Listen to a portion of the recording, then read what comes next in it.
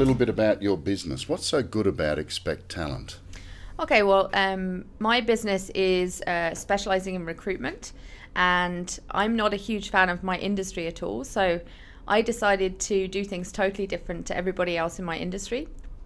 And one of the things that I think is fundamentally flawed in my industry is the fact that it's all based on commission for placing candidates. So the client experience is quite a sales-focused, aggressive approach. So I decided to strip that element completely from my own business. So none of my team get paid a single piece of commission for doing their job. And that results in a completely different experience for both the candidate and the client. Can you give us a little bit of background about how you got involved in Expect Talent and what has led you to become such an expert in the recruitment industry? Okay, well, I lived in Holland for 3 years. And my background before that was sales and marketing in London. And I moved to Holland with my now husband, who's Dutch. And I couldn't work in sales or marketing in Holland because I didn't speak the language. I do now. But at the time, I had to change career, and I literally just stumbled into the recruitment industry, but found it was something I absolutely loved to do because it was involved in people and it used my sales and marketing skills in a different way. And in 2005, my husband was relocated to Ireland, which is where I now live. And I had a couple of options when I moved there. I could continue working for someone else, but I always had a goal of starting my own company by the age of 30. And at age 28, I moved to Ireland and set up my company in the recruitment sector. What are the top 3 things that someone should know in order to be successful in the recruitment industry? The top 3 things I would say would be totally focused on the people element of the business. We have 2 types of clients. Most companies would have one type of client, but our clients are the candidates, the job seekers, but they're also the customers who are looking for the talent. So I would say if someone's going into that industry, they have to absolutely love people and really have a deep understanding of people to want to be successful. And what's the best way to get started?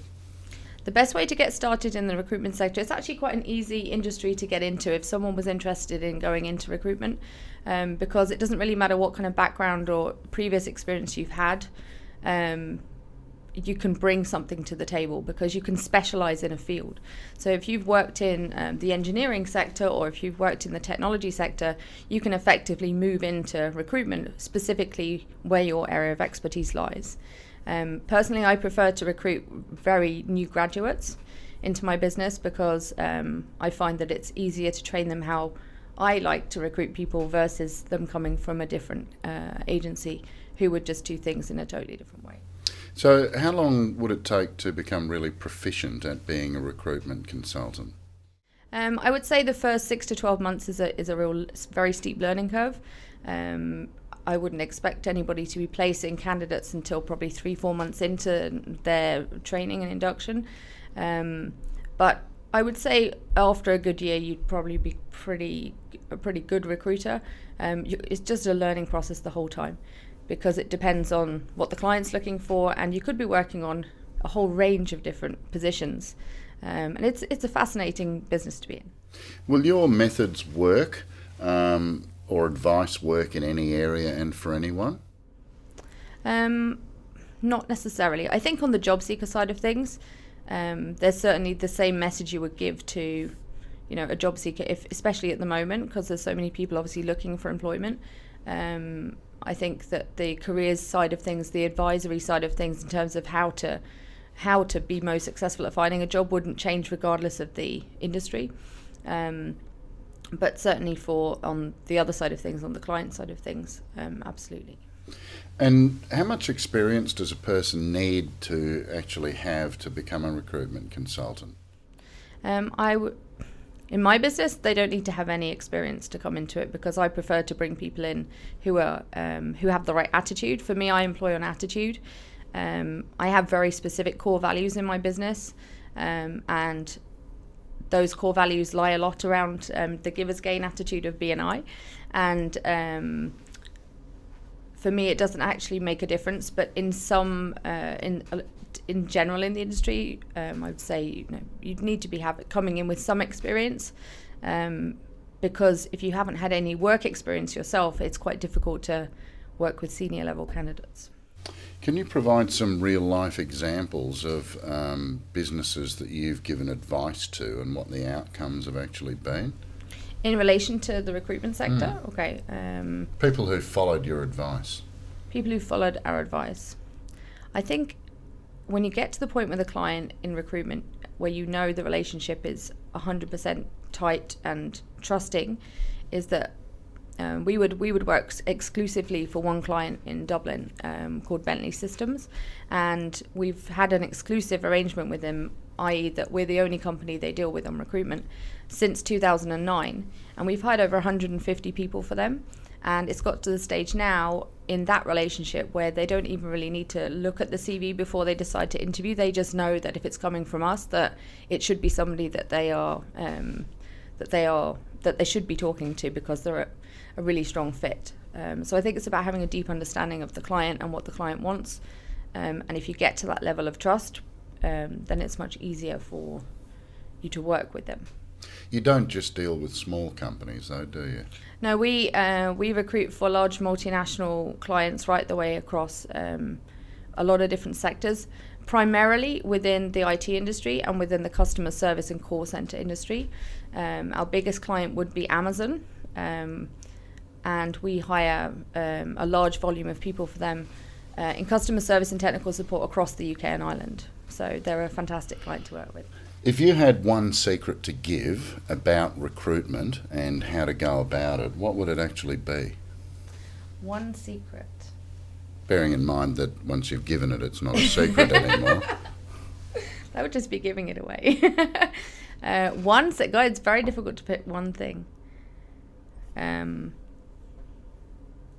I would probably have to say that it's getting to the real heart of what the client actually wants, because they'll give you a job description and they'll tell you what they want, but it's never actually really what they want, because in order to get the right match for a company, you have to have such a deep understanding of the client's requirements and the fit for the team, because again, you could have the perfect candidate with every single thing on the CV exactly matching, but if they don't fit with the culture of the organization, then they're never going to hire them. So that would be the key to success for any recruiter.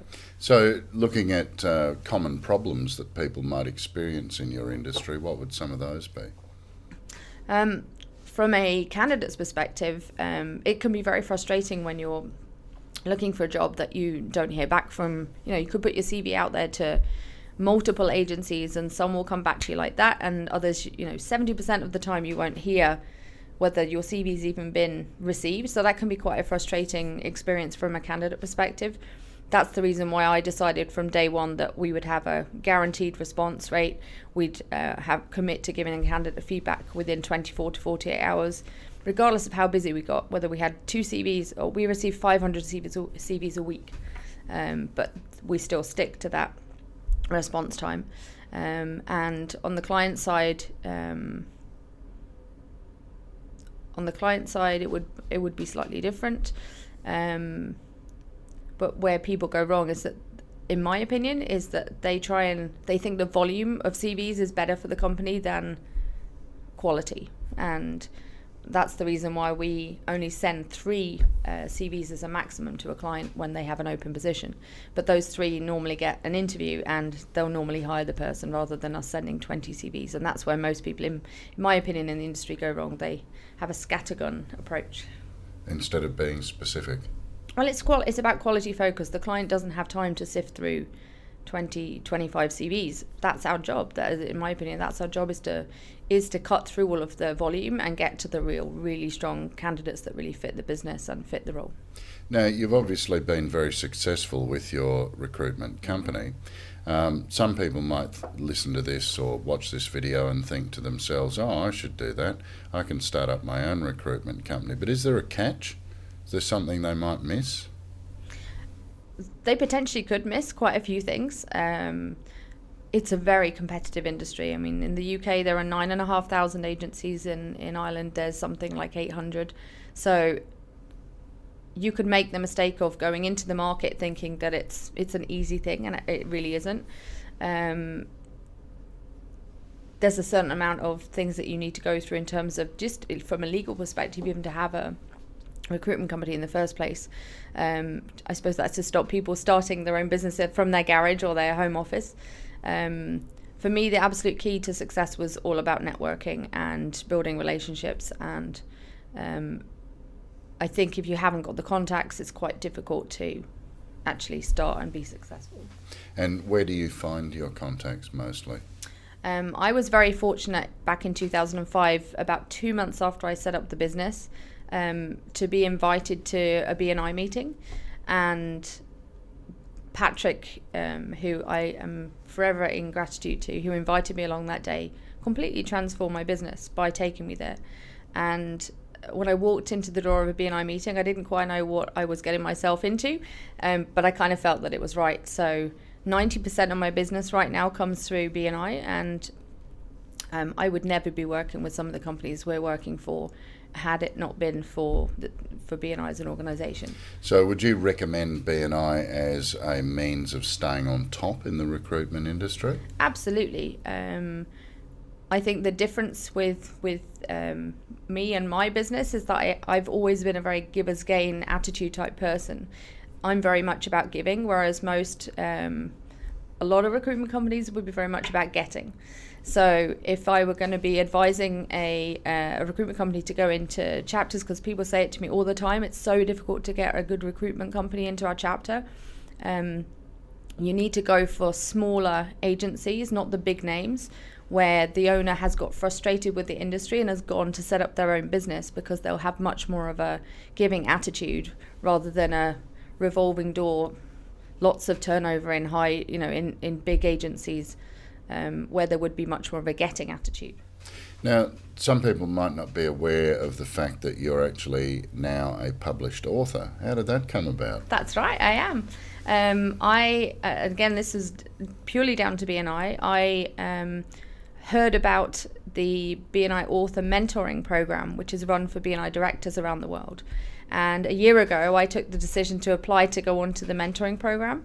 And Ivan Meisner, who founded BNI, runs a monthly webinar with BNI directors from around the world. And he brings amazing guest speakers to effectively give us great information about how to write more to gain credibility and visibility in your industry. And I kind of, at the time of hearing about this, I was starting to do a bit of blogging. I wasn't really big into writing, but I wanted to do more, and I wanted to find time to do more. So I joined the author mentoring program. Since then I've had 35 articles published in terms of magazines and blogs, etc. And in March of 2011, Ivan let us know about an opportunity he was working with, and he invited us to contribute ideas for a chapter for a new book that he was working on called Building the Ultimate Network. And I was one of the authors selected for the book, so I'm a co-author of the book. And it was released in September. It's available on Amazon, of course. And it's called Building the Ultimate Network, and it's a collaborative effort of around 25 entrepreneurs in the world. My book is actually telling my story and my tips of how to grow your network when you have limited contacts. Because when I moved to Ireland in 2005, I knew one person, and that was my husband, and he didn't know anybody either. So I literally built my business from the ground up through networking by actually knowing nobody in there. So I have 8 top tips as to how to do that in my chapter, and the editor chose my chapter as one of the top chapters in the book, and I won the Editor's Choice Award for my chapter. So I'm now officially a published best-selling author, because it hit the bestseller list in both entrepreneurship and direct marketing on Amazon. Wow. Where can people find out more information about Sam Rathling and about Expect Talent? Okay, well, I have a website, which is samrathling.com, and my business website is expect-talent.com. I'm on Twitter, I'm on LinkedIn, I'm on Facebook. I'm pretty easy to find if you just Google Sam Rathling, and there's plenty of information that comes up about me. And how can people actually contact you? People can contact me by my shortest email address, which is sam, S-A-M, @bni.ie. that's the easiest way to get hold of me. Sam Rathling, thank you very much for your time. Thank you very much, And Dan. I look forward to reading your book. Fantastic. Thank you very much.